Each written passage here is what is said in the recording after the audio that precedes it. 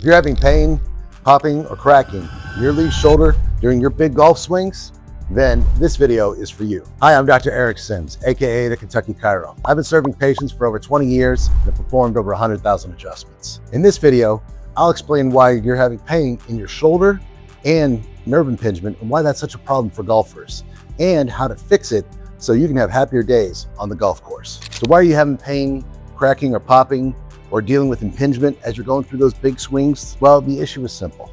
It's the fact that your rotator cuff is being overworked and your pec minor and your pec major on your front is being understretched. What do I mean by that? Well, it's simple. Let's look at those rotator cuff muscles. You see, if we take this shoulder joint right here, first of all, we've got the supraspinatus right here. And then we have the infraspinatus, the teres minor and the teres major.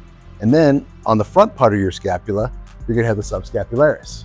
These 5 muscles are what makes up your rotator cuff. And they're what keeps your shoulder kind of in place right there as you're doing all kinds of different motions back and forth. Now, the other problem is that these muscles also work with the pec minor and major to go through those different motions. But if your pec minor and pec major is really tight, and then these are really stretched all the time, that's going to create a muscular imbalance, which is going to cause that joint to move funky whenever you're doing those big swings. The question is how do we fix this? Well, it's really a quite simple issue. All you have to do is we have to strengthen the rotator cuff muscles in the back, and we have to stretch these muscles in the front. And in this video, I'm going to show you exactly how to do that. So the first thing we're going to do is we're going to stretch our pec, okay? To stretch the pec, what we're going to do is we're going to find a little doorway right here. And what we're going to do is we're going to go up just like this. And we're going to put our hand up like this, giving a slight bend in our elbow. And then what we're going to do is we're going to turn our body. As we turn our body, you'll feel a stretch right through here in the pec minor and the pec major, also in the subclavicular muscle right here. In doing this, you're going to hold it for a 10 count, and you're going to do this 10 times, and you're going to do it twice a day. The next thing you're going to do is you're going to go down, you're going to go here, you're going to turn, and you're going to stretch from here. And what this does is this gets a little bit more of the pec, and it'll get a little bit of that anterior delt right here. By stretching these muscles right here, that allows them to relax, and then that will not harbor your golf swing. You know, a lot of our aches and pains every day can actually be fixed just by simple stretching and loosening up the muscles. If you're looking for a free guide to actually keep yourself feeling at your best, then click on the link in the description below. Now, the next thing we're going to talk about is how to stretch the subscapularis muscle in the front. And this is also an easier stretch. What we do is we come up to a wall, we go like this, right here, putting your hand behind your head, and then what you're going to do is take your foot and rotate back, just like this. You'll feel a stretch right here on your subscapularis and in the little bit on your shoulder, right here on the teres minor and major. By doing this and holding this for a 10 count, you stretch that muscle that's on the front of your scapula, and that allows that muscle then to relax and move just a little bit easier. Now, the next thing we're going to talk about is how to strengthen these posterior muscles back here. And what you're going to need is a band that's going to be a lightweight band.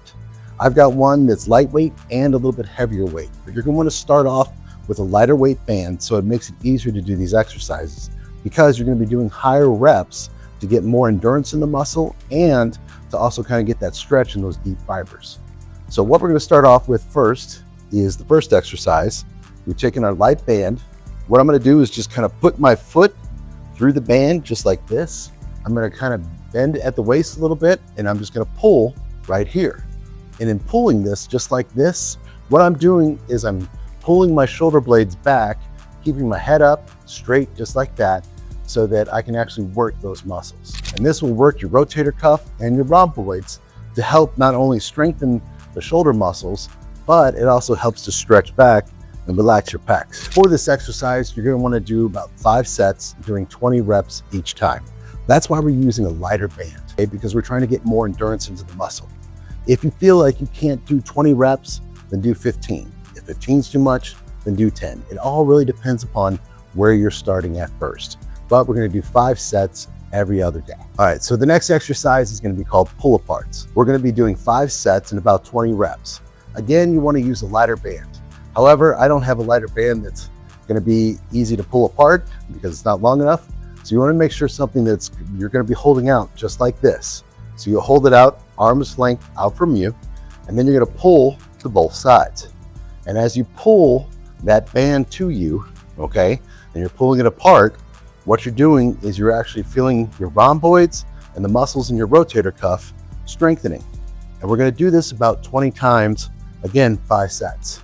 Now, again, if it's too much to do 20 reps, then what you're gonna wanna do is do 15, or if you can only do 10 to start off with, that's okay.